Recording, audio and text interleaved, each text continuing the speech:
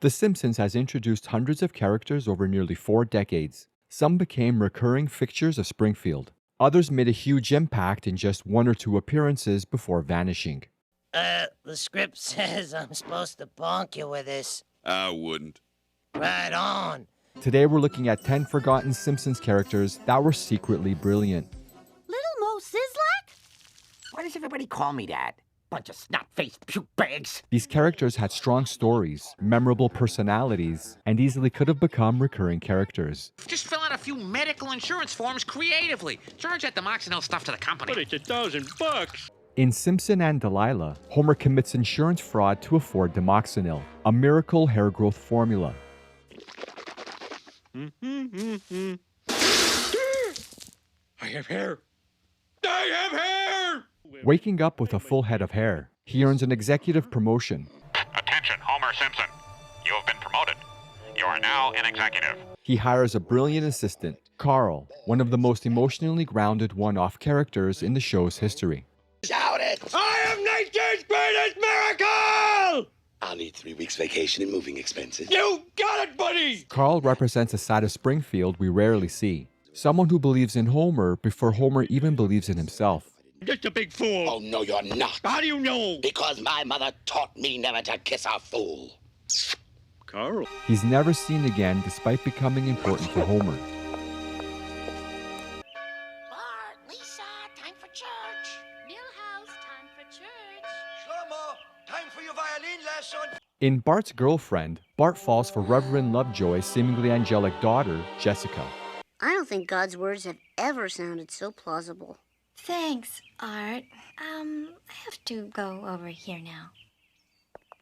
He tries to act like a good boy to impress her. We're finally learning something we can use. Yeah, so true. I have to turn my chair this way now.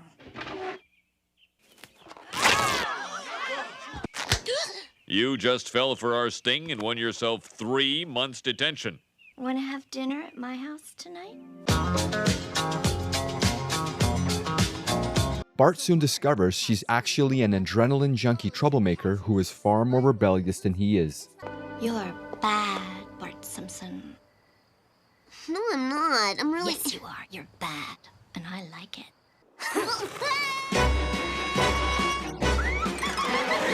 Any glue leaking? No, that glue ain't going nowhere. Nothing's ever gonna stop me. There goes the glue after all.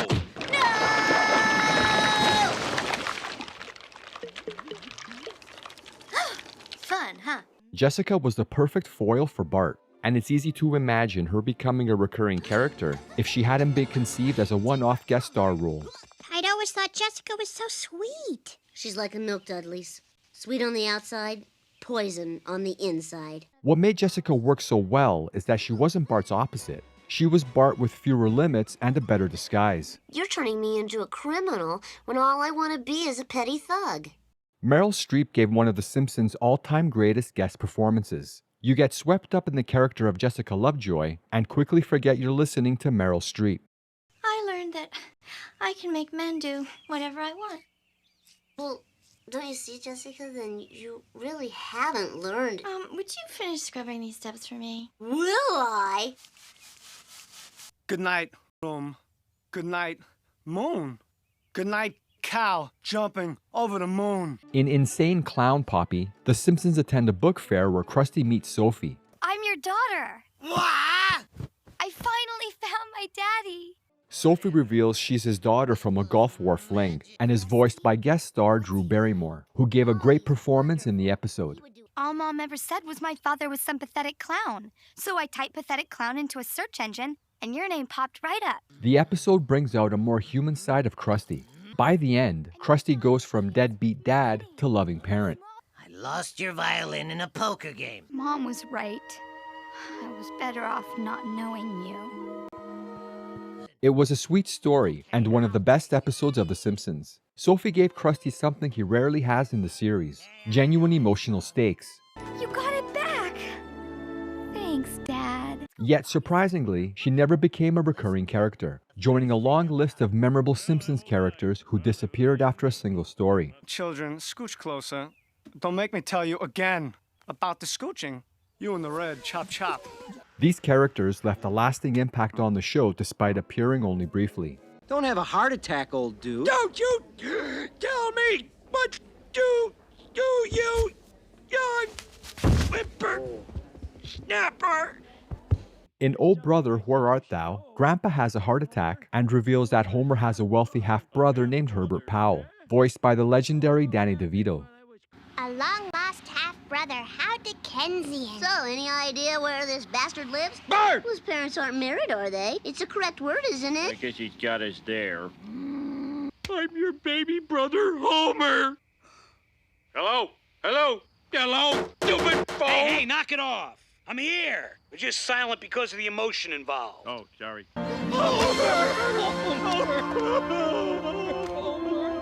Welcome to my home, brother. Holy moly, the bastard's rich. Herb, a successful car manufacturer, asks Homer to design a car for the average American. I want you to help me design a car.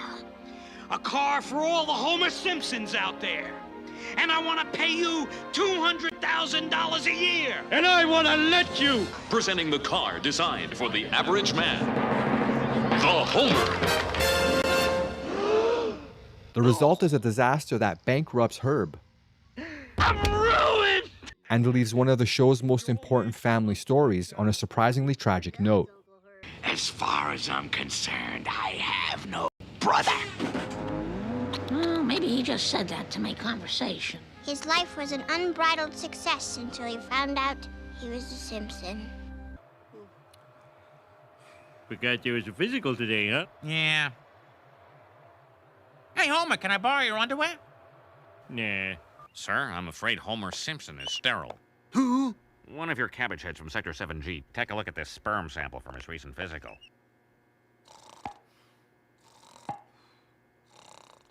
If you offer Mr. Simpson a token sum, say a couple of thou, he'll be so dazzled, he'll sign anything you shove under his nose. The writers later brought Herb back in Brother Can You Spare 2 Dimes, where he returns from homelessness determined to rebuild his fortune and repair his relationship with Homer. Hello, what's this? Local man Homer Simpson receives award and $2,000 check. The episode gives Herb the happy ending he never got the first time around. Oh, sorry, I must have the wrong house. Oh, that's where you're wrong, friend. Aren't we in luck? Today's our tithe day, and we've got ourselves a transient. Come in, my friend. Let us feed and bathe you. What am I gonna say? This is the guy who ruined me. But on the other hand, he's family. So many conflicting emotions. How to express them? Herb?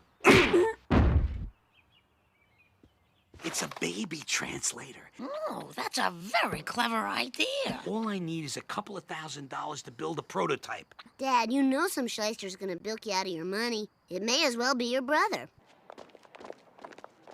I only want to eat candy. Then that's all you'll get. I represent the Precious Baby Discount Stores. I'll take $50,000. I'm rich again! USA! USA! I think it would be great after all these years to have DeVito reprise his role one more time. Herb works because he's one of the few characters who feels like a real member of the Simpson family, rather than a guest star passing through Springfield. The amplitude of the sine wave is insufficient for burp me, and this sawtooth formation is something I've never... Eureka. Tonight's inspiring story is about Frank Grimes, a 35-year-old Springfieldite who's earned everything the hard way, but never let adversity get him down. In Homer's enemy, Frank Grimes, an industrious and hardworking new employee at the Springfield nuclear power plant, is driven completely insane by Homer's laziness and sheer incompetence. So, what's new, Grimy? Simpson, you got a 513. No, a 513. In your procedures manual, a 513? I mean, what is his job? Safety inspector? That's the man who's in charge of our safety. It boggles the mind. It's best not to think about it. Despite working grueling hours his whole life, Grimes barely scrapes by, while Homer enjoys a charmed life with a nice home and family despite his constant sloth. This is is a palace. How in the world can you afford to live in a house like this, Simpson? I don't know. Don't ask me how the economy works. This is perhaps the most famous one-episode character. Grimes represents what a real person would think of Homer. You're what's wrong with America, Simpson. You coast through life, you do as little as possible, and you leech off decent, hard-working people, like me. His frustration drives one of the darkest episodes ever made. And if it wasn't for his demise, I think Grimes could have been a great recurring character who calls out Homer. I don't need to do my work, because someone else will do it for me. Do. Well, I don't need safety gloves, because I'm Homer Simpson. And remember your visit with a googly-eyed walnut.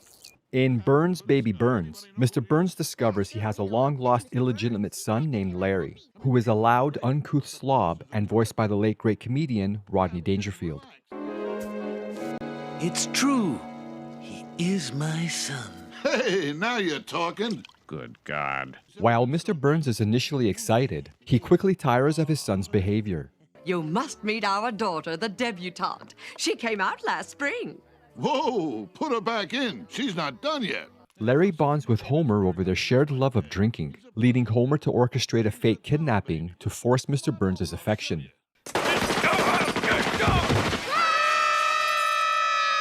A bloody end for Homer Simpson is just one of several possible outcomes, according to our computer simulation. Larry gave viewers a rare glimpse into Burns' personal life and created a unique father-son dynamic. He never became part of the recurring Burns storyline, and I think it was a missed opportunity. Larry is fascinating because he's essentially the opposite of Mr. Burns in every possible way. I tell you, I don't get no regard. No regard at all. No esteem either. I can't wear a pink shirt to work. Everybody wears white shirts. I'm not popular enough to be different. In Stark Raving Dad, Homer is mistakenly committed to a mental institution after wearing a pink shirt to work. How can you tell who's sane and who's insane? Well, we have a very simple method. Whoever has that stamp on his hand is insane. He shares a room with a large man named Leon Kompowsky, who claims to be pop star Michael Jackson. She's just a girl who says that I am the one, but the kid is not my son. We call this guy the Chief. He's been here since 1968. Never says a word, never moves a muscle. Hey, Chief. Hello. Well, it's about time somebody reach out to me. If you're really Michael Jackson, who were your last 4 dates for the Grammys? Brooke Shields, Diana Ross, Emmanuel Lewis, and Bubbles. Shiver me timbers, you are Michael Jackson! The episode has largely disappeared from Disney's streaming service and modern reruns. Leon was voiced by Michael Jackson, and it was taken down after the Leaving Neverland documentary aired on HBO. Leon wasn't memorable because he claimed to be Michael Jackson. He was memorable because he helped bring out one of the sweetest family moments in the show's history. This is the best present I ever got. Thank you, Bart. Thank you, Michael. That has made Leon Kompowsky one of the strangest forgotten characters in Simpsons history. The training wheels come off your bike. You start to notice boys you like. You're just putting that in because it's commercial. These characters weren't major players, but fans still remember them. It's a crusty kind of Christmas, brought to you by ILG, selling your body's chemicals after you die. Hey, I thought Krusty was Jewish. Christmas is a time when people of all religions come together to worship Jesus Christ. So tell your folks, buy me, Bonestorm, or go to hell! Take that! In this classic 1995 holiday episode, Bart gets caught shoplifting the violent and highly anticipated video game Bone Storm at the Try and Save. Sir, would you open your coat, please? I don't think this is the kind of coat that opens. He's banned from the shop by the store detective, voiced by Lawrence Tierney, one of the most intimidating actors in movie and TV history. Every line is delivered with absolute conviction. I could pay for the game. I'll pay for it. You know, that kind of mush might fly at Lamps Plus, but don't peddle it here. If I wanted smoke blown up my ass, I'd be at home with a pack of cigarettes and a short length of hose. Brodka turns a simple shoplifting story into something that feels as serious as a crime thriller. He's not a shoplifter. He's just a little boy. Oh, sure. Now he's just a little boy stealing little toys. But someday he'll be a grown man, stealing stadiums and quarries. This is Arnie Pye. Looks like we got a little accident that's backing traffic up as far as this reporter can see.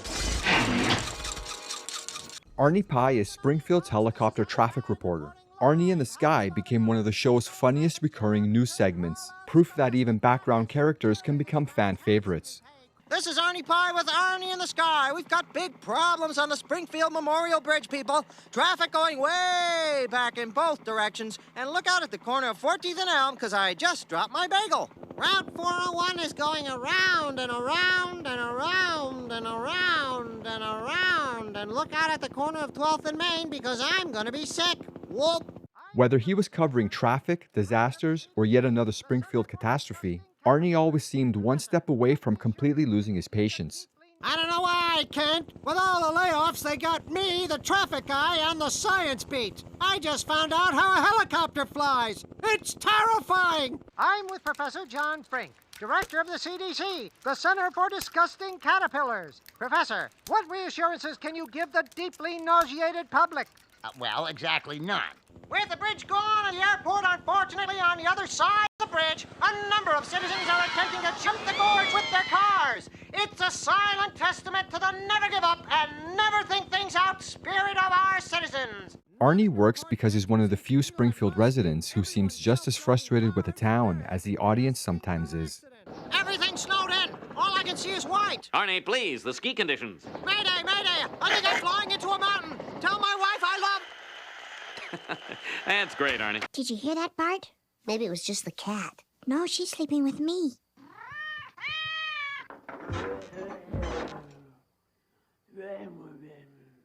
In the Treehouse of Horror segment, The Thing and I, Bart discovers a horrifying secret hidden in the Simpson attic. A grotesque twin brother named Hugo who survives on a diet of fish heads.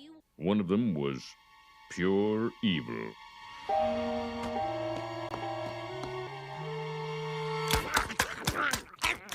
I think I'll bottle feed that one. You're crazy. Am I? Well, perhaps we're all a little crazy. I know I am. I went mad after they tore us apart. But I'll be sane once I sew us back together. What makes the segment memorable is its twist ending. After spending the entire story believing Hugo was the evil twin, it's revealed that Bart was actually the evil twin all along. Oh, don't look so shocked. Hugo is welcomed into the family, while Bart ends up chained in the attic eating fish heads instead. Even though Treehouse of Horror stories aren't considered canon, Hugo remains one of the most memorable one-off characters the series ever created. Hugo was memorable because he takes a classic Simpson family joke and pushes it into full horror movie territory. I've always thought it would be fun to revisit the character and see what happened after the ending. Hey, can I have some turkey? Oh, you finish your fish heads, then we'll talk.